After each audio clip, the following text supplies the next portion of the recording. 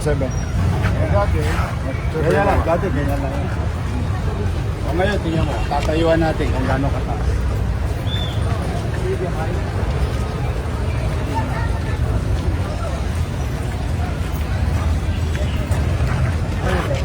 Yorme, yan ang standard.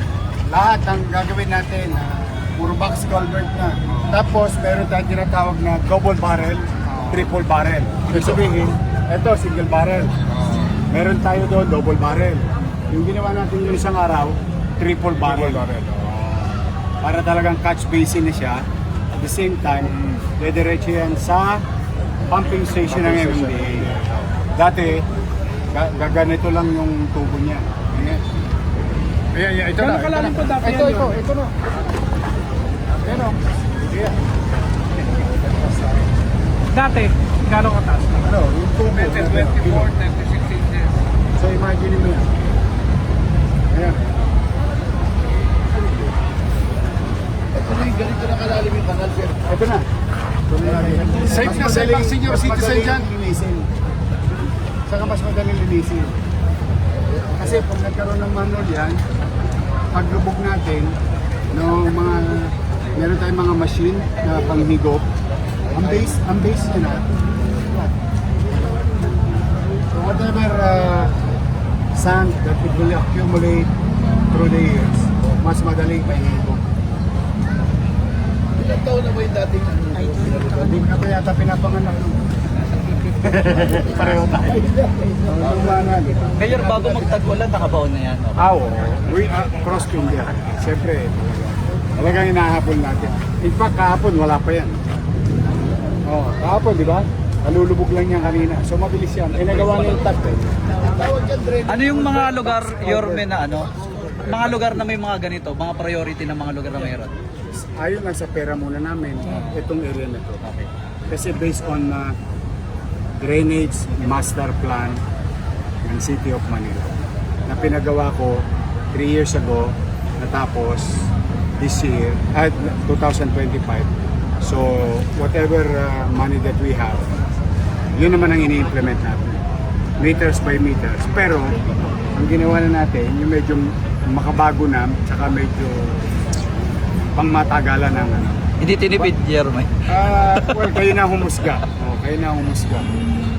Now, this will solve flooding, not yet. But it's start of our journey.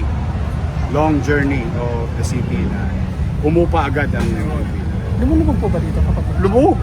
Nagulat nga ako dati, hanggang bukong-bukong lang ang baha dito, hanggang dito lang eh. Pumapasok Nung sa City nakaraan, Hall? umabot na halos dito eh. Kaya kawawa yan ang mga tao. Punong-puno yan. Kaya, I mean, we started from there. Yung building na yun, no? All the way. Tapos, lumiko rito, lumika dyan, dito, diretso pa doon. Sa pumping station, I think you were there the other day, I don't know, with the Chairman Artes. So lahat yan, higop papunta sa ilog. Magkoconnect na siya. Hopefully. Tapos na yan.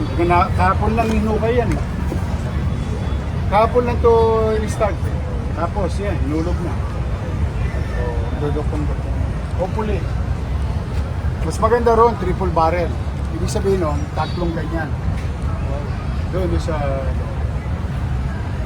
Lahat ng tubig dito sa We are hoping that we can accommodate. But depende sa volume ng, di ba, may water volume. But the question is, will it help? Yes, it will. It will resolve? No, not yet. We're still far away from that. But it will help, yes.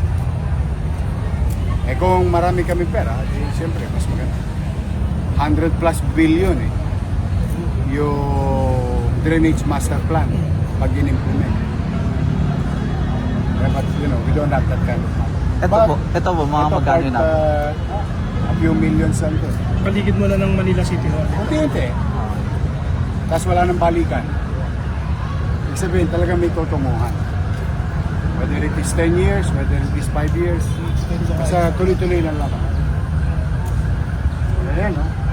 At least hindi kawayan ha.